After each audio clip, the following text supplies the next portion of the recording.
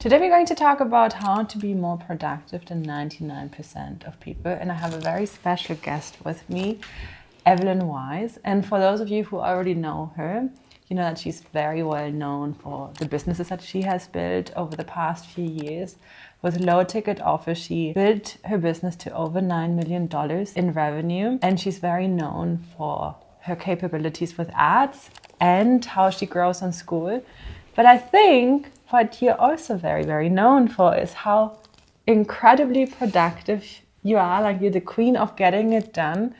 And today I want to talk to you about exactly that and how it inspired this product, because we've created a product together, 2 products we created together that were inspired by how you get things done. Mm-hmm. So welcome, Evelyn. Thank you so much for having me. So nice to have you. And I think I will start with the question that many people wonder if they know you. Were you always this productive? Like, how do you get so much stuff done? So I think when people talk about productivity, they don't mean it in the actual definition of the word. Because if you look at the actual definition of the word, it is the efficiency of producing something or delivering something. And I think what most people mean when they say, I want to be more productive, is I want to make more progress towards my goals faster. And so in that sense, I definitely was not always as productive as I am. And I always had a good work ethic, I'd say, but I did not make any progress actually towards my goals because I wasn't even clear on my goals. I was very ambitious. I knew that I want to have a big, beautiful life with a lot of things and beautiful challenges, and I want to unfold into my highest self, really realize my potential, but I had no idea of what that could mean and how it could provide value on the market to others. And it wasn't until I understood that there is an opportunity to work towards a future version of myself and productize that journey and then be very efficient in doing that when I started to make progress, be productive visibly on the outside as well, not just a hard worker. And that's when I also started to get the monetary reward, the attention for it. So that's when I had something to offer that others wanted as well. And that's, I think, when it started to become also something that became part of my identity, because I got that external feedback of, you're so productive, like, how do you, like, me? Okay, yeah, I can see why it feels like that. And then eventually it now has become kind of part of who I am and part of my brand too. Yeah, I think it's very interesting how you said that, because a lot of people work a lot, but not everyone gets the results. So you know how to work and get the results. And I think that is what people are looking at when they think of productivity. Yes. And they want to learn, how do I get the results and not just work, busy work. Yeah, I think the number one sentence that I hear from people that I help when they come to me is, I work so hard and I have nothing to show for it. And I think that's the problem I solved for myself, is I still do work. In what other people would say incredibly hard, for me it doesn't feel like work at all anymore, because I feel like I am very much in my zone of genius. I do a lot in flow. I do enjoy, I would lie if I say 100% of my work, but I do enjoy 90% of my work, and I enjoy my everyday a lot. And I think that's a problem I solved, is like, I do show up, but I also have a lot to show for it. And I think that's what the solution ultimately also helps people to do. Yeah. Well, I wanted to really dive deeper and ask you a lot of questions about the self-management sheet that we've built together based on your system. So when I first was introduced to you, what's now 6 years ago, you already started talking about daily self-management and how important that was for you in getting results. Can you tell me a little bit more about how did you even come across this and develop that system for yourself? So it was around that time when I started to really question, how will I deliver something of value? How will I have something to show for my work? I was becoming self-employed because of an e-commerce venture that exploded. I basically saw an arbitrage opportunity, offered it to my boss. He didn't want to do it. I found someone who financed it. We went from 0 to 12 million. back to zero in 9 months. So that was, during that time, I also quit my job and I kind of stumbled into entrepreneurship through that. And then something that kind of became a pattern since then was that change in identity, right? So I don't think when I thought I want to fulfill my true potential, entrepreneurship was something I was curious about, I admired, but I thought that I'm not an entrepreneur. So I thought I was not cut out for it, I don't have what it takes. And so for me, it was like silent admiration. And the only thing I could have ever imagined was like being maybe a service provider, and in that capacity, being self-employed, which I did on the side. So for me, that was kind of safe and familiar. But after I had this venture, part of me had already taken on that identity of I have a business, I am an entrepreneur. And it felt like it would have been death to go back to anything else but that. But I didn't know, how do I actually create value on a market, right? So I was in that trap where I think a lot of people are, is I looked on the outside for it. So I was looking for role models, I was looking for people that had a blueprint, that had a model I could have. I bought courses, I bought memberships, I bought a very expensive high-ticket program that was borderline a scam. And I basically was just getting absolutely nowhere. I was paying, I was learning, I was implementing, I was the best student, I was contributing in the community. I was like, because back then they also already had Facebook groups and everything. And I just felt like the biggest sucker in the world, and like I just don't get it, because I'm doing everything I'm supposed to do, but it just doesn't click at all. And eventually I was like, okay, so when I look at the things, what are the patterns? What is the few things that are true across all of these programs that I take? It's leads, it's some sort of nurture that they have, it's some sort of conversion mechanism to an offer that they have, and then it's the fulfillment. So those things are all true. Now, every single day, I need to make sure I'm working towards those things. So when I now decide, I wake up and I decide what to do today, instead of being pushed by and chased by everything I think I need to get done, right, and losing myself in the weeds over it, I was like, okay, brain dump. What is everything I think I need to get done? Now let me evaluate against what I have identified as, like, those are the actual things these people do. Because it was like, there's one thing, and I don't think it's malicious, it's just that we don't understand even what drives our success. Because we're so close, right? And we look at it in retrospect and we're like, I did this and then I became successful. But we're often, when we're an inexperienced teacher, which a lot of people are when they first transition from I've done the thing to I show you how I've done the thing, we're inexperienced. And so we don't teach from first principles. We don't teach from, we don't have that I can teach you this and then we assimilate. What does it mean for you? There's no coaching competence really. So they will tell you, this is what I've done and now it worked. So you will model after what they tell you, but you will not model after the first principles. So once I realized that, and I started to say, okay, what are the first principles of what all of them actually do? Not what they say they do, or not what they say they did, or what they say you have to do, but what are they actually doing on a day-to-day basis?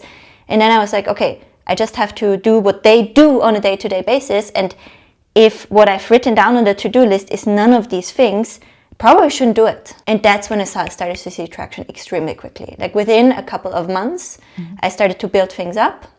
And that was very much self-led. I still did consume things from other people, but I knew where to put it, right? And how to assimilate it, how to make it my own, how to prioritize it within what I think needs to get done. And then, I started to get the first clients. You saw then it started to grow relatively quickly. First year, over 6 figures, and then soon the memberships, and everything basically then came from that once I understood, okay, those are the actual driving principles and I need to calm myself, ground myself every single day and evaluate before I take action, which is worth how much. And then within that, there's also a little bit like how much bang for the effort. Then that's what really clicked and what's been working ever since. Yeah. It's like you figured out a filtering system in your brain that helps you identify what's going to give me results. Yes. For an action that I'm doing. Yeah.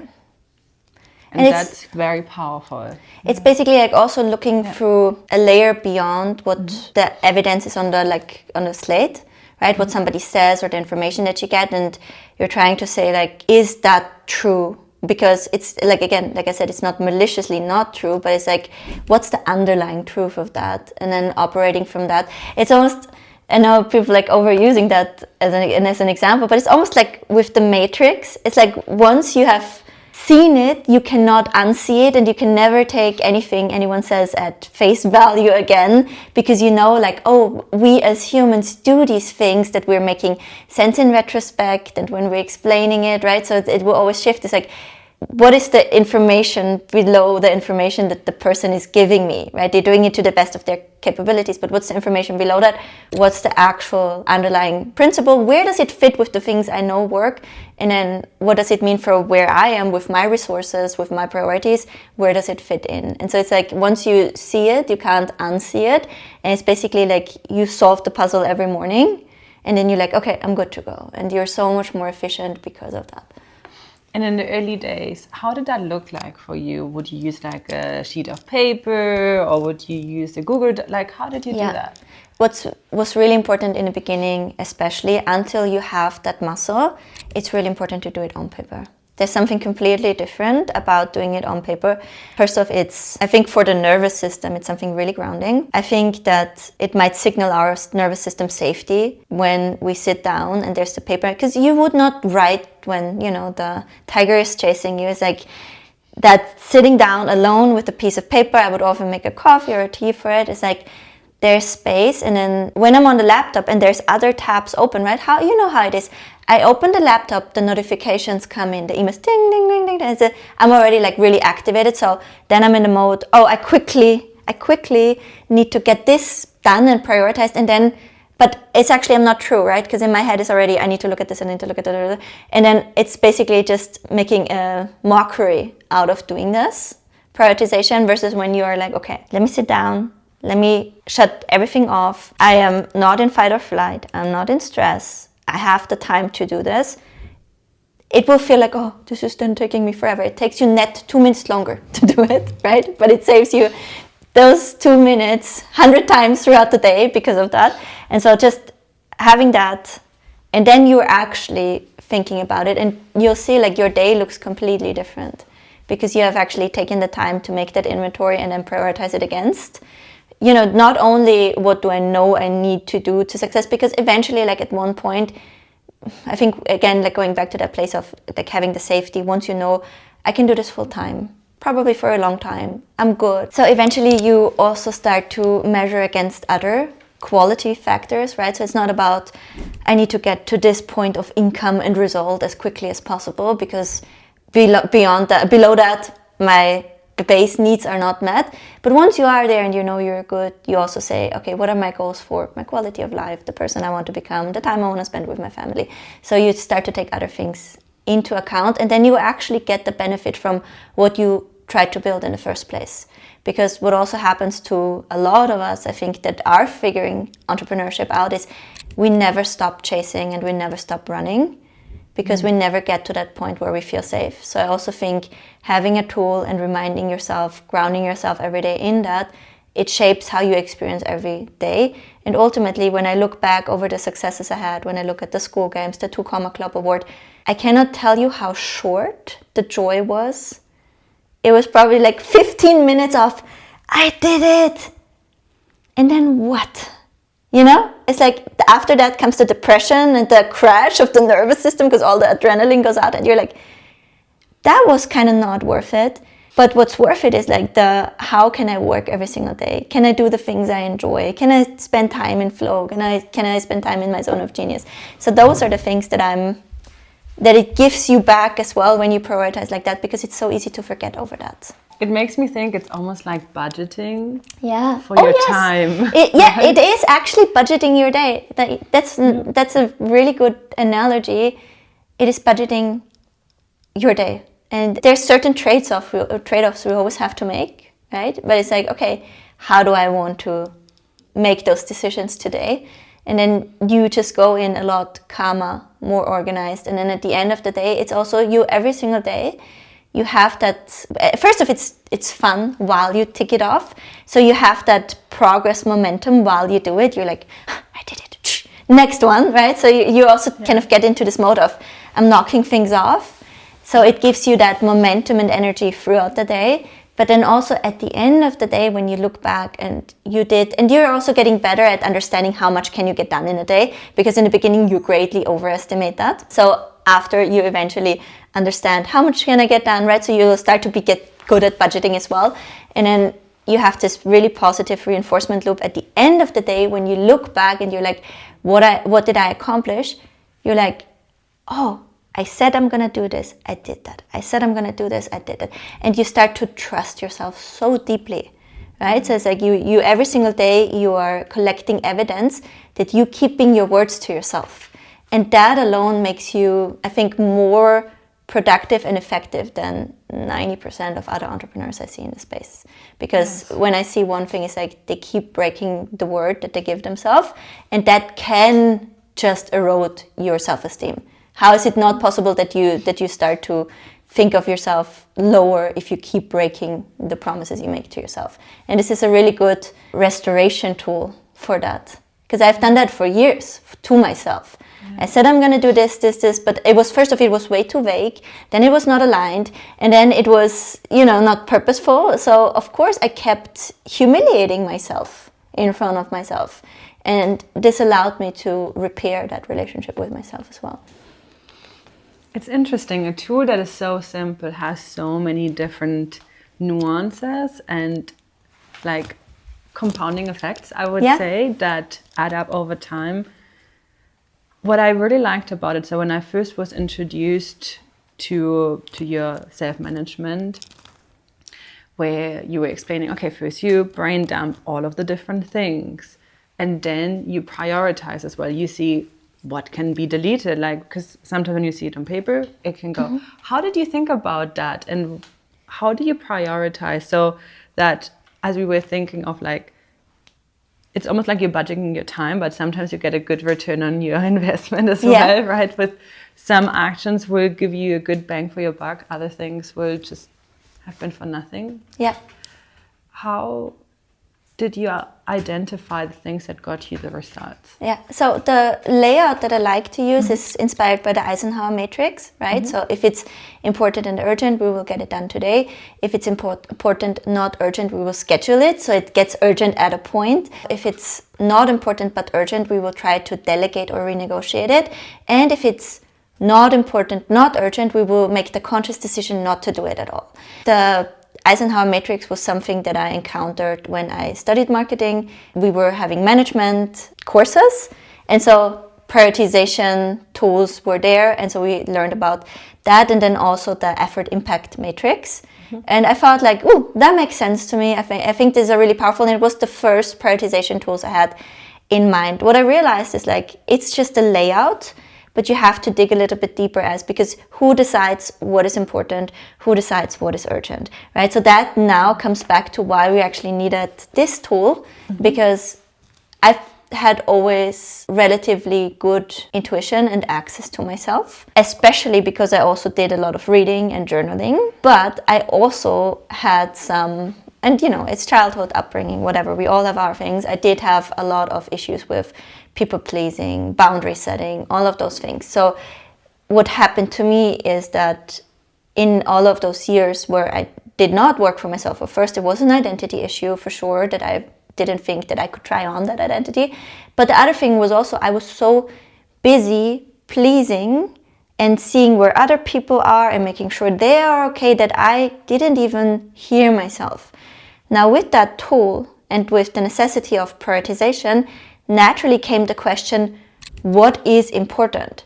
During that time, I was alone with my son, my now husband. He was in Canada at that time, so I did not, and it was COVID, so I did not have a lot of social interactions because I was like this new mom. I was alone basically with him, and it was beautiful because it was almost like forced silence, and I just had this tool and had like urgent, important, and then I was like, says who? And it was for the first time. So Evelyn, what is urgent and important? And that's where the self-consulting started, because it was, for the first time, there was nobody else here but me. So I was like, okay, I need to ask myself, but I don't trust myself. I don't necessarily like myself much right now, because I was at a point where I was really very low because, accomplishment, nothing. Husband is over there. Our relationship was early and we had issues because we were trying to figure things out. We had this little baby. All of it was, I had very, very low self-esteem. So I was like, consulting me? out of all people, yucky, who are you? And I was like, okay, but I know there is a better version of myself. I know I can be so good when I'm good. So like, okay, what would that version say to myself? And that was the first time I started to kind of externalizing my role model self. So I was like, okay, Evelyn at her, I have slept, I have eaten, I'm honoring all my values. What will she say is important? And that's when kind of the role model self was born out of that, like in a lack of having somebody telling me what to do. I was like, okay. And also being disappointed with all of the mentors I had found, right? So I was like, okay, what will she say? And then I was like, she's pretty smart. Okay, that actually works out. And so it started to be, but it was good because it was not me, right? Mm-hmm. So that's where I also had that distance and realizing, I can actually work towards being more of that, and I can actually measure that as well. So that's where it came in to say importance says who, urgent says who, and I was like, okay, it can actually, if you logically think about it, it can only be from that person I'm trying to become. Everything else will always be, again, just for someone else, other people's expectations, their understanding of good or not. So I think that also having the format right, but needing a North Star, that's where it really became like truly, truly powerful for me. And then also with that version of myself, they want to get the most bang for the buck, right? That's, I think, also just logical. So there came this other layer within what is important, what is urgent. Okay, what's probably like the best choice out of those things that we can make where we can get the most return on effort? Because that was another concept I was familiar with and that made a lot of sense to me. I was naturally kind of leaning towards being more efficient anyway. And then that combination of it's who am I consulting? And then they tell me what's important, what's urgent. Plus this person really likes to get the most bang for the buck. That kind of was the secret combination. Now when I look at things, it's like they divide themselves so clearly, so quickly.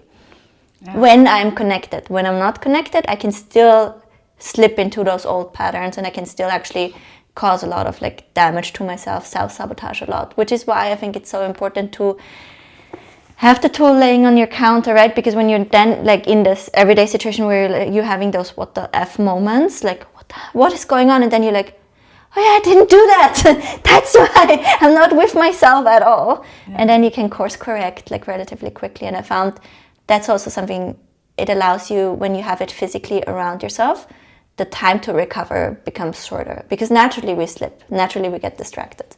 It sounds like prioritizing is only really possible when you have your North Star and you have your vision. And I love that you said that you're connecting with like a role model, almost like a future self of your, like the ideal vision of yourself, because she would have the best interest at heart. So I really like that perspective that you just shared. It makes sense how it worked so well together.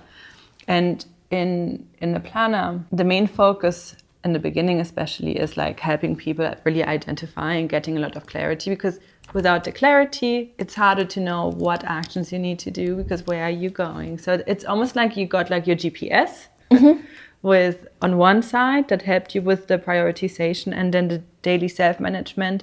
Would you say, is that the tool that also through like the reward of being able to tick it off, you also have like this little trick of writing down how much time you think it will take, then timing yourself and seeing how long it really took, which I think is very powerful. Maybe you can touch on that as well. But would you say that then got you into like that momentum where you were able to make all these changes and get the results for yourself? Yeah.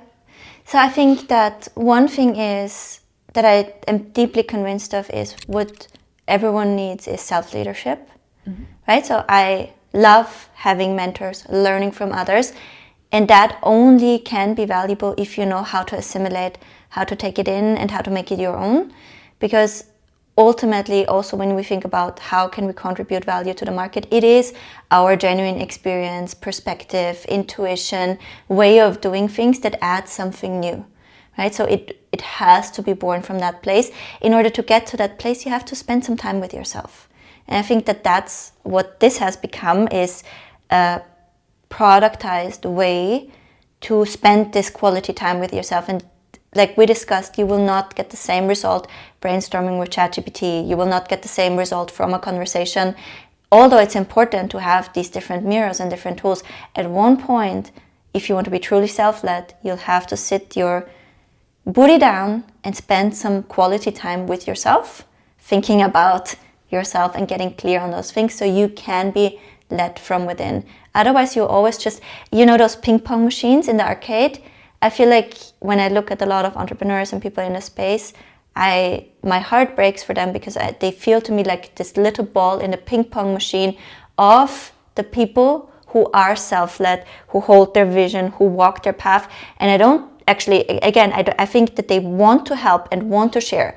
But because as a whole industry, we still have to grow so much as educators and coaches in our skills, we can accidentally push those people around between us, right? Because we're giving our perspective, this is what worked for us, but they do not have the clarity about themselves, their character, their journey, their values, and the skill to assimilate and bring it with them. And so I feel like really sorry. That's also why I started to make videos about it and talk a lot about it, because I want to get people to that baseline of self-connection. Because again, like you buying this here, you listening to this there, and at the end of the day, you paid and you're so overwhelmed, and you're further away from who you wanted to become because you disappointed yourself again, right? It's like this really terrible downward spiral. So what this is like, it's a forcing function, a beautiful, gorgeously designed, purchasable forcing function for you to sit down and spend the time with yourself and really make that commitment to say,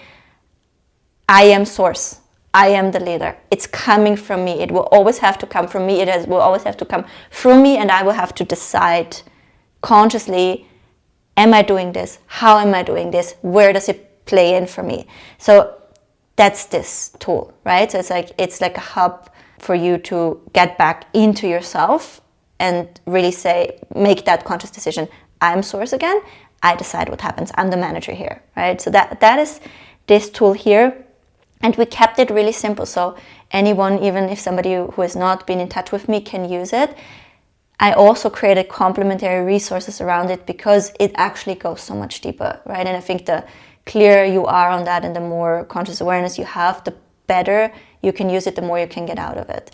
So that's why it's both there. You can use it yourself, but I think when you go through, for example, the vision board workshop and the business planning challenge, a lot of light bulbs go on for people because they understand, okay, this is such a simple tool, but it's so powerful to use. And even if you think, a wheel is a very simple tool, and look what humanity did with the wheel. So it's like the tool doesn't have to be complicated to be powerful, but you have to understand all of the possibilities of how you can use it. So that is this. It's like this is your common central, and this is your engine, right? So if you want to think about it, this is the engine, because you want to. What you really want to do is, like, once you have the clarity, you want to start moving towards it, and you want to be. And this is again coming back to the productivity, as efficient as possible moving towards it, right? So when we have externalized, when we have that clarity, when we assess like what are our next to-dos, first off, like do all the things that we thought are interesting or that are shiny, we can just not do them.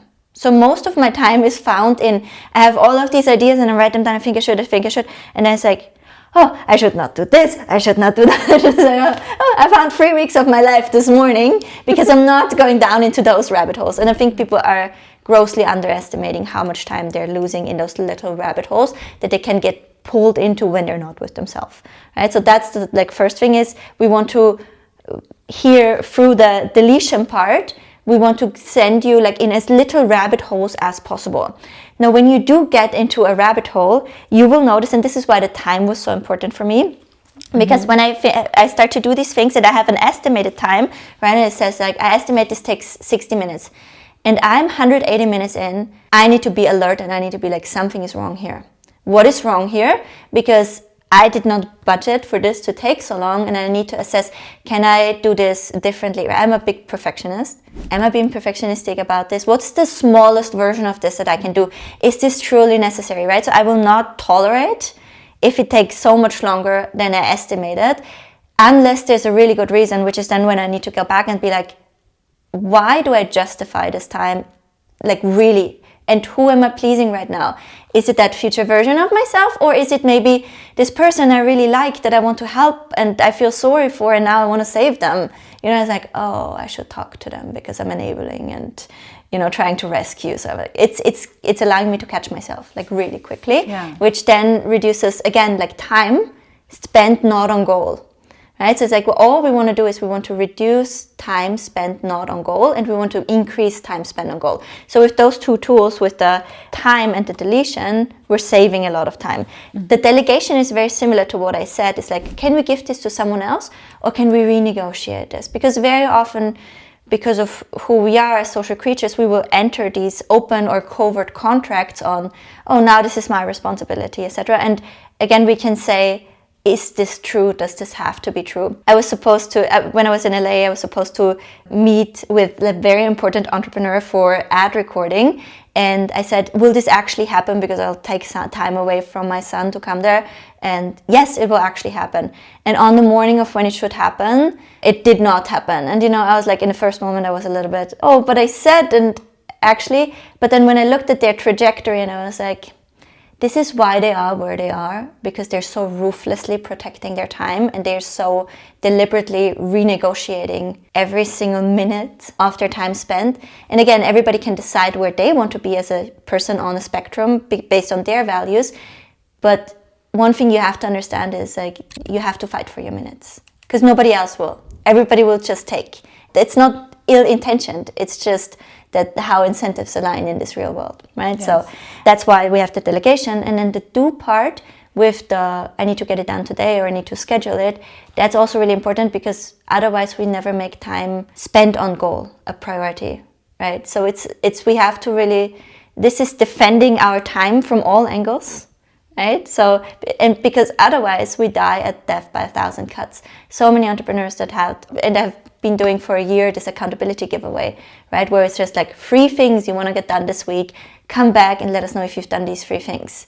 There were a lot of people, like some won again and again because there were so few people who could say at the beginning of the week, I'm doing these 3 things, and come back at the end of the week and say, I did these 3 things.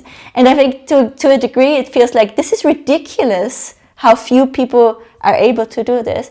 And then on the other hand, I'm like, no, this is so logical, because if you don't have this robust protection system in place, you are so vulnerable and you have to be so on guard about this all the time, so consciously. Nobody has that mental capacity to do that, right? So that's why we need this as the engine, but it's also a protection, really. There needs to be something that helps our brain. And it's not existing digitally because the noise is so loud. It doesn't allow you to... it just makes it even harder to protect yourself. Yeah. I don't know if you have any apps, but I've yet to find a productivity app that truly makes me more productive. Yeah, no, I've not ever found one that would help me, and I think doing it on paper just takes away a lot of the distractions that are around you and makes you focus. And something that I really liked about what you said as well is that I think something that a lot of entrepreneurs are struggling with is that in awareness of how their time is spent and in awareness of how much something will take, and using this tool. Because if you open it, you think, oh, this is the to-do list. It's so simple, but it's intentionally so simple. And the few things that are on there really make a massive difference. I was reading through some of the reviews and things that people were saying about using them. And someone was saying, it's like being productive like on crack. It was so funny. Yeah, I like that. Because we were like, oh my goodness, what's happening? What's going on? Because it adds a gamification. So my designer and I, we were helping you create the design. And we were thinking of how can we put this into one sheet so people don't need to use multiple sheets to do it. And we were testing it. My designer was testing it. I was testing it. And then I was saying to my designer, oh, wow, I'm pretty productive. And I love the fact that you have the time estimate and the time that it actually took, because it added a gamification for me. And I have ADHD, so I can lose myself in time very quickly or get easily overwhelmed. But if there is a time estimate, similar to like when I use Google Maps, I want to beat the time. So I wanted to beat my time. So I use my big timer. I'm like looking at the time. I'm doing the thing I'm saying I'm doing, and I'm trying to beat the time. And then I played myself. Yeah. And won. You know, like won. Yeah. On multiple levels. Not only have I done this, I'm adding evidence as well. Like I can do things a lot faster than I thought I could be. I can be a lot more focused than I thought I could be. And then when you like at the end of the day or so, then you see like, oh wow, I've done so much and I've focused on doing the things that mattered. Yeah. And that's so powerful because yes, I've seen that. Like if you're in the industry and you've been in entrepreneurship, I've never seen an entrepreneur that is not busy and not working a lot of hours. But oftentimes people are so stuck in, I'm doing something the whole day, but I'm still at square one. Yeah. And I keep getting back to square one. Yeah. And this tool, as simple as it seems, it does something to our brain that helps us overcome that trap.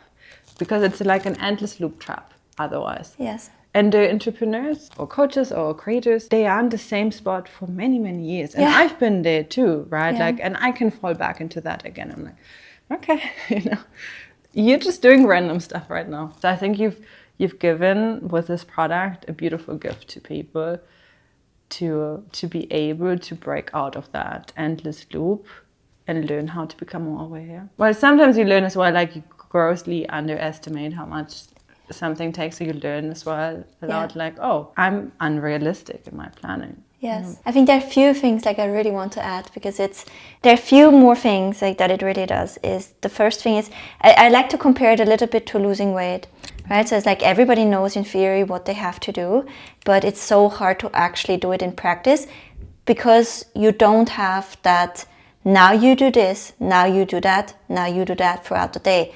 And when you think of like if growing your business was like losing weight, this is exactly something that is missing in that regard. It's like, now you do this and it's supposed to take so much time, now you do that. You're still free to decide it's going to take longer, but what you cannot do anymore is lie to yourself.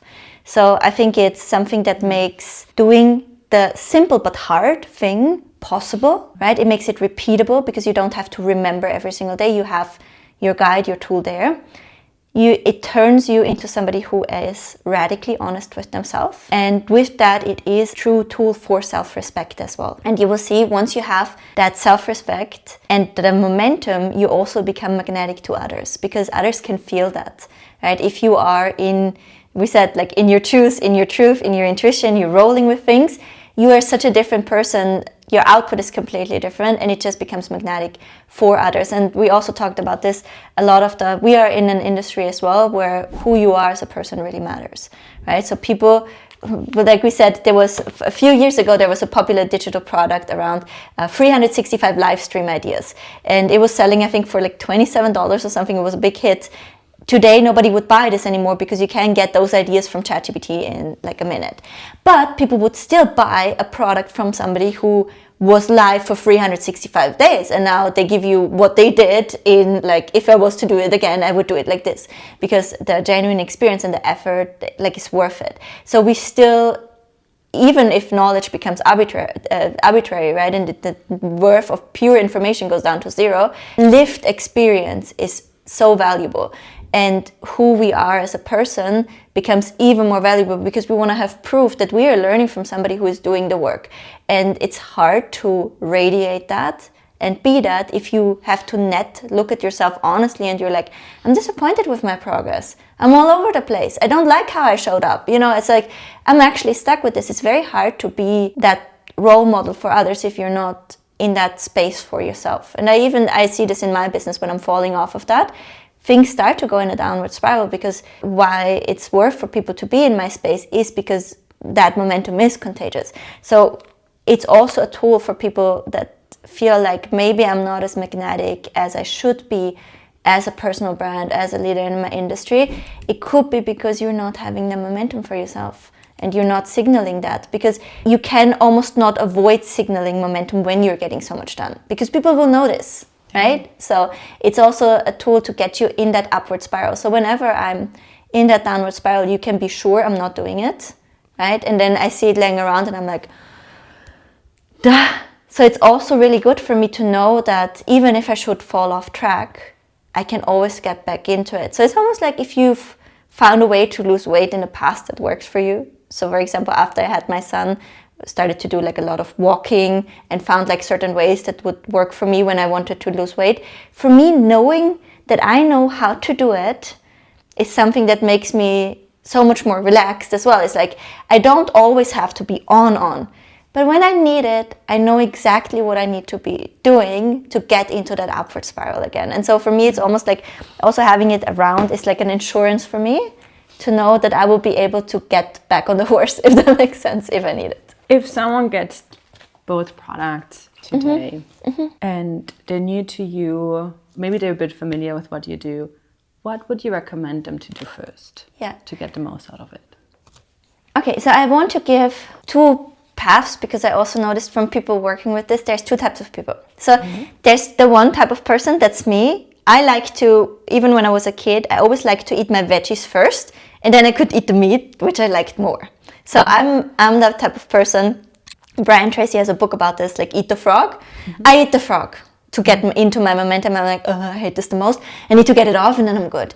There's other people that are like, if I eat the frog right now, I need to puke and lay down, right? So for them, they actually need to start with the thing of least resistance on their daily self-management worksheet. So you need to understand, what type are you? Do you level up in momentum, or do you need to get out of the way what feels most daunting, and then you are in momentum? So first thing I would say is like, know where you are. If you are that person that needs to get the frog out of the way to get the momentum first, I would say you're the person that can handle the full shebang. You should go and watch the vision board workshop, right? Take an afternoon time for that, and then start using it every single day with the planner challenge. If you use the planner challenge, and then there's again two types of people. Some people just like to write in it right away. Other people, they think it's like holy and I can only write into it once I know what I want to write into it, which is also what I am. Then you write it with the 7-day challenge in the digital version, and then as your planner arrives, you translate it. That's also really good, because you do the work, and then when you transfer what you've written, you have kind of another cycle of review, which deepens it. So that's going to be really, really good for you. And then you start using the daily self-management worksheet, right? If you're the other person that needs to level up in the momentum, I would just say, start using the daily self-management worksheet. And then you will see that, some things might be hard for you to prioritize. So then you might actually want to tap a little bit into the planner, start journaling about it. Like, you can also do this in a very, very soft way. If you're like, some people are like, I'm really disconnected from my vision. Like it actually feels too scary to look. Ease into using the planner. Maybe just use the questions and like journal on an extra piece of paper or with the digital one.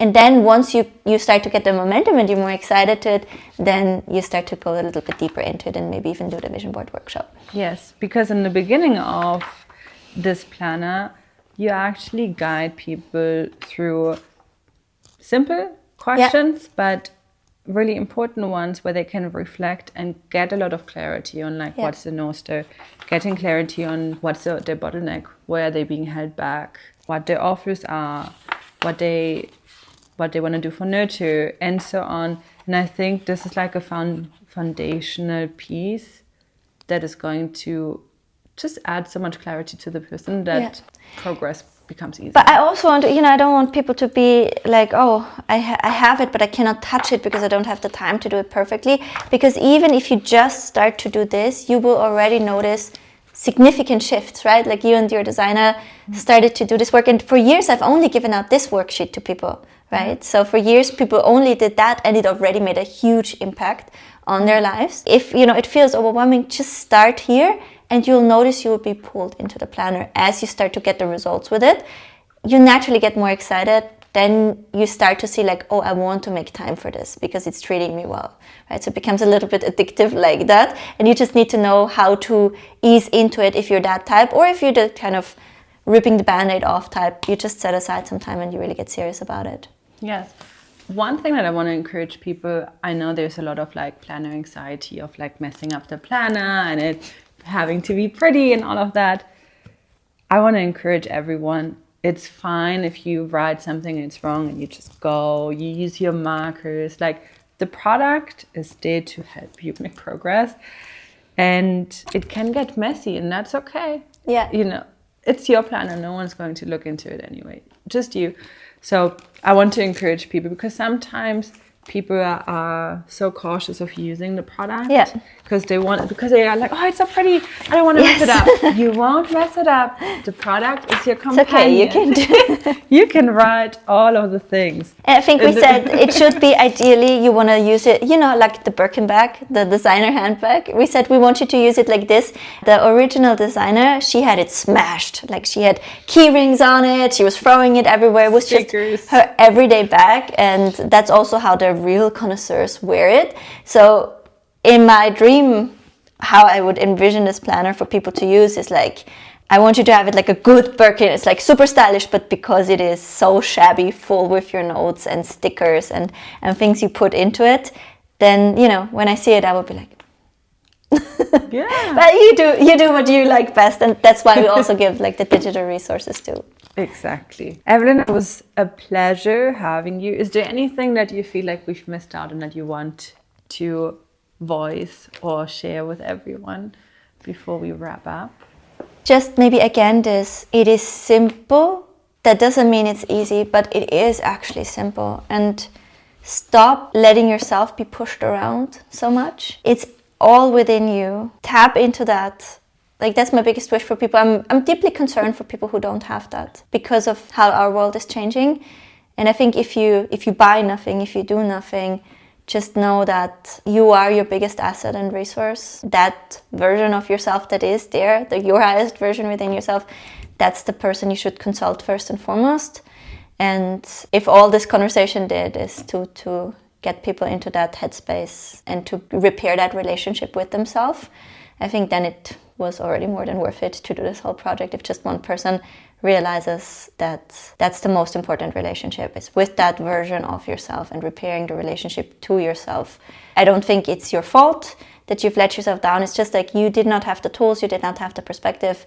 You can always repair it, but focus on repairing it because you're costing yourself so much because you're not having that self-trust. So I think that's it. Yes. I want to add just a little note to it because I think you said something very interesting and I want to put it together, that people might not realize that productivity has a lot more to do with the relationship that you have with yourself. That's what I'm hearing out of what you said. And following a tool like this helps you build that relationship up. And that's what's going to make you more productive. Exactly. Long term. It's going to give you what you actually want. You don't want to be the hardest worker in the room. You want to build a certain life, become a certain person, make certain memories. That's what we're actually trying to do, right? We're trying to do something with that gift of the life that we have. We don't want to waste it. We want to appreciate and enjoy it. And that is the actual productivity that you're seeking. So you have to become conscious about it. And this is, at the end of the day, it's a consciousness tool. It helps you to stay more conscious on it. Because our lovely little monkey brain with all of the things that we have today, you know, coming in at it, we're not made to stay conscious. Evelyn, thank you so much. Thank you. It was lovely seeing you. Thank you for watching. Thank you for listening. Yes, and if you have any questions around, you can always leave them in the comments. And yeah, have a beautiful rest of your day. And thank you again, Evelyn. Thank you, Laura, for bringing this to life.